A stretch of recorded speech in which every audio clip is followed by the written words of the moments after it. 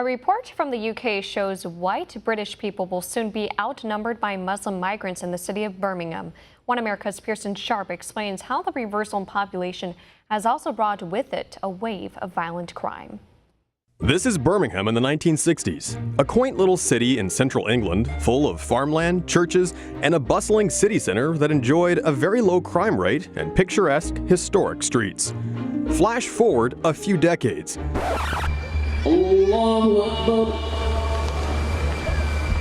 These images aren't from Iran, Iraq, or Afghanistan. No, this is modern-day Birmingham.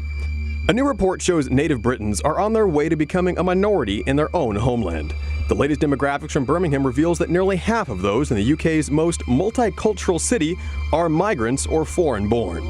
Experts say that white Brits will soon be outnumbered as the city continues to swell with residents from Africa and the Middle East.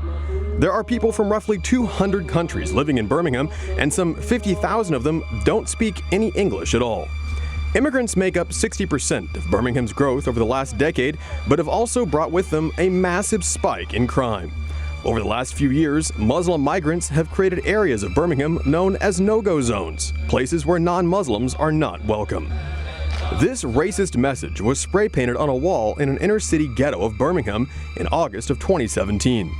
Native Brits say that it's a sad truth these areas are here to stay, and claim that many migrants have no intention of integrating or becoming British.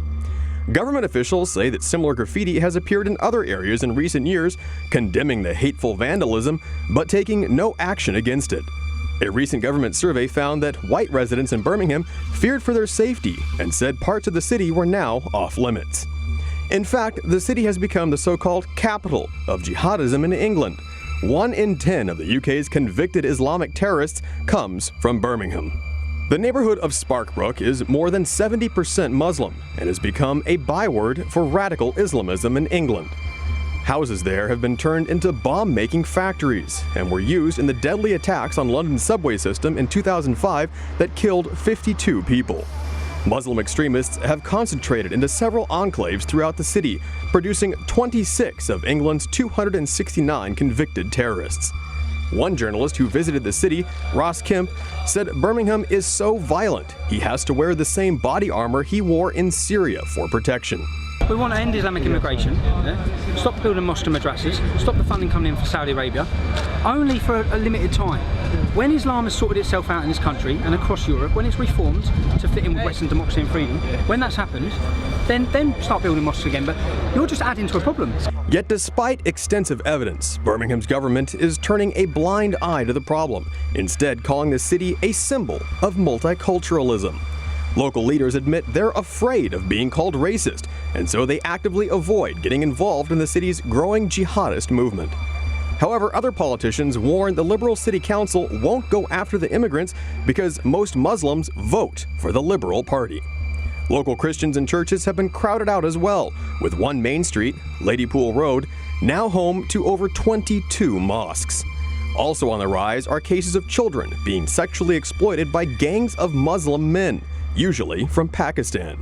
Local counselors and experts warn that parents are being kept in the dark about such dangers, with the Birmingham Council refusing to alert parents to the situation. One gang member is suspected of raping 3 schoolgirls, but was bailed out on each occasion. 14 other gang members were also arrested in November for sexually assaulting underage girls. And in case some claim this problem is just limited to Birmingham, London, which has also seen a surge in immigration from Africa and the Middle East, just reported a 20% spike in cases of rape. Acid attacks, once unheard of in England but common in India and the Middle East, are also on the rise, along with a 30% increase in murders. Our message to all of the shops here, all of the businesses, is to fear Allah, fear God, give up the sale of alcohol, join us to command good and forbid evil. Police say they're baffled by the sharp increase, despite a shocking 84% of child grooming and rape cases in the UK involving gangs of Muslim men. Experts predict native white Britons will be a minority in their own country by the year 2050.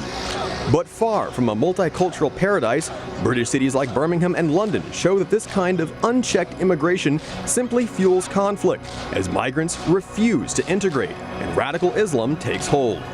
With politicians who protect the guilty simply for votes and police so afraid of being branded racist that they won't tackle the issue, the government is creating ghettos rife with crime and Islamic extremists. Birmingham is a bellwether for the West. Open-door mass migration policies are failing, but whether or not the British government takes action to end the problem remains to be seen. Pearson Sharp, One America News.